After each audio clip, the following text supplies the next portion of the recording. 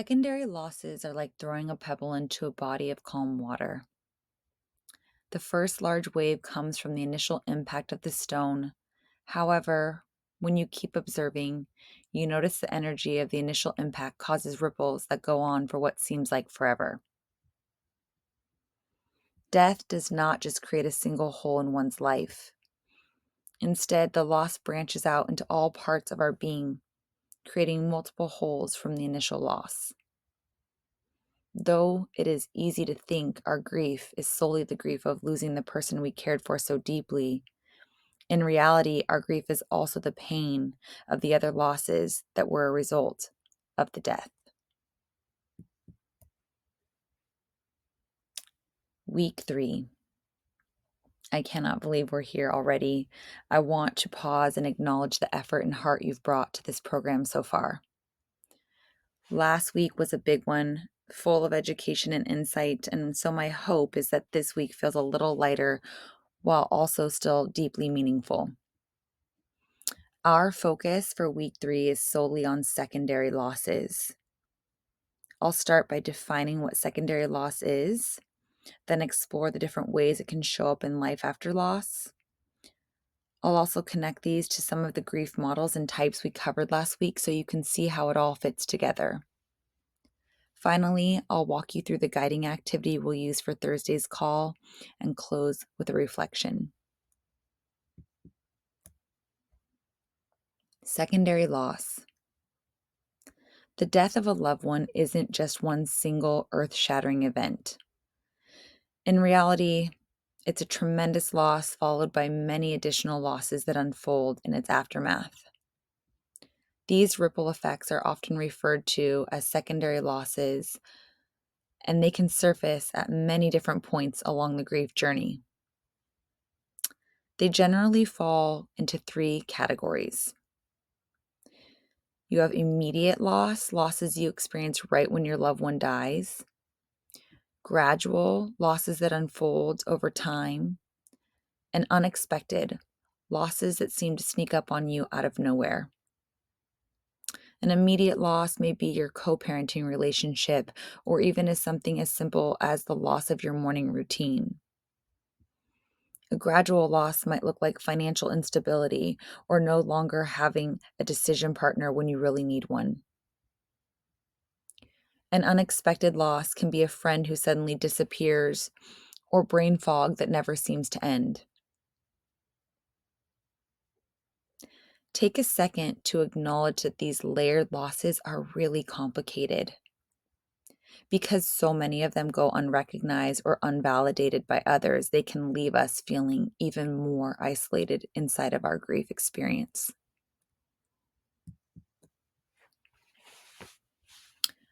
I wanted to create a visual. I'm a very visual person, so seeing what secondary loss looked like really helped put into perspective all the losses I was actually grappling with at one time or another. Seeing a breakdown of secondary losses also helped validate what I was going through and allowed me a moment to provide myself with some grace and self-compassion for the immensity of my experience. It comes as no surprise then why we don't just wrap everything up after year 1. Looking at all the different secondary losses and thinking of ones you're experiencing that may not be on here can seem very overwhelming. And no, this isn't to cause you more stress, but to honor all the hard things that you're doing. I've always said that losing a spouse has been a full coming undone.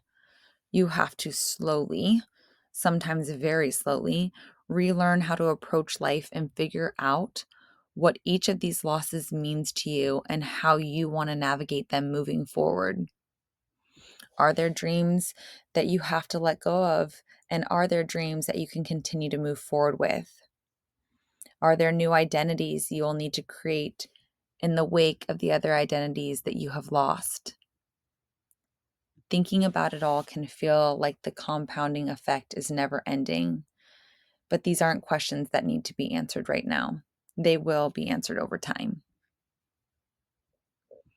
Remember that adapting to all these changes is exhausting both physically and mentally, and it's often why a griever feels like they're just at full capacity. Try your very best to give your body and mind rest and put grief on the shelf from time to time. It will be there ready to be picked back up after you've given yourself some self-care.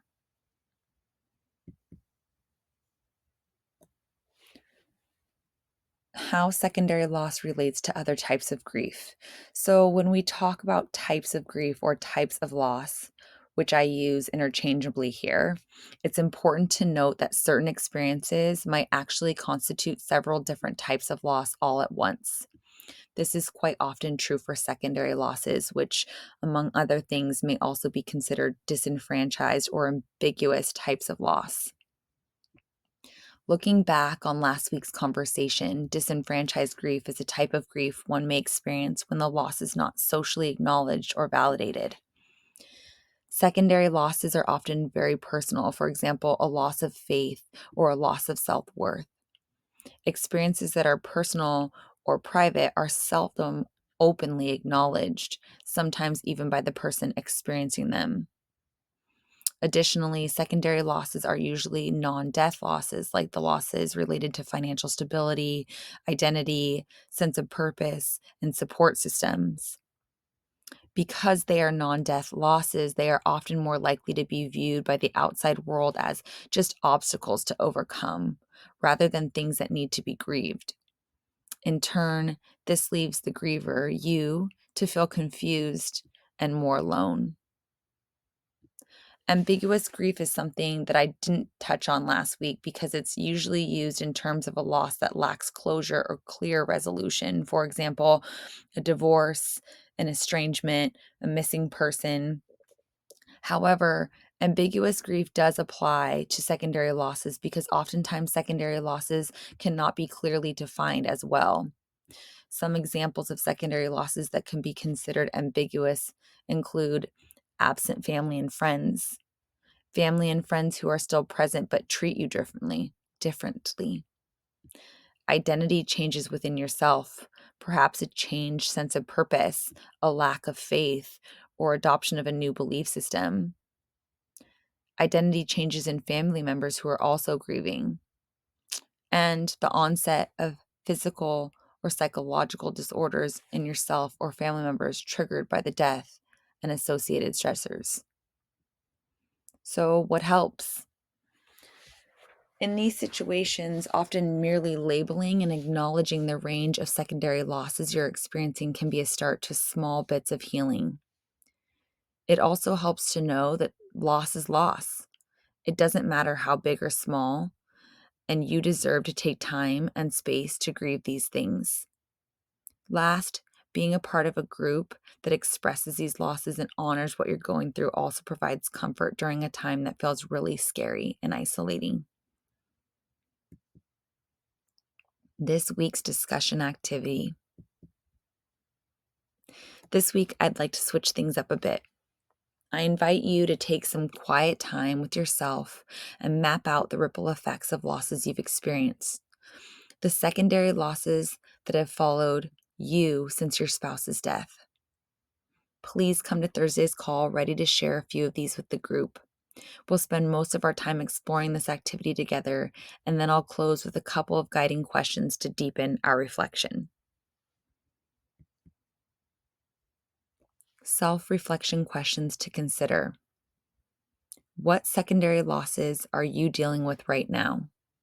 For example, loss of routine, financial security, companionship, shared parenting, or a sense of identity. What came up for you while writing out your secondary loss map? What did you notice? Perhaps you felt surprised by how many layers there are, overwhelmed by the weight of it all, or relieved to finally name them. What is it like to shine light on the fullness of your grief experience? Does shining a light on these hidden losses feel heavy, validating, clarifying, or maybe a mix of many emotions? In closing, I want to take a few seconds to honor the truth that so much grief happens beneath the surface. things others may never see. For a griever, this can feel especially heavy, and you're doing it. I know you don't want to have to carry this, and it's unfair that you do, but you continue to show up anyway, and that really matters. Secondary losses often add layers to our grief. They can feel impossible to navigate on our own. They may stir up feelings of abandonment or anger, which sometimes leaves us with guilt. They can create distance in our relationships when others don't understand or when we feel frustrated that they can't see the complexities of what we're carrying. They add so much weight to an already incredibly difficult journey. I see you. You are doing hard, courageous work every day, even when it feels impossible, even when it feels invisible. Please take time to give yourself credit, maybe even a hug, for all that you're carrying and surviving. As always, I'm looking forward to our call on Thursday, and until then, know you're not alone. Please reach out if you need anything. Hugs.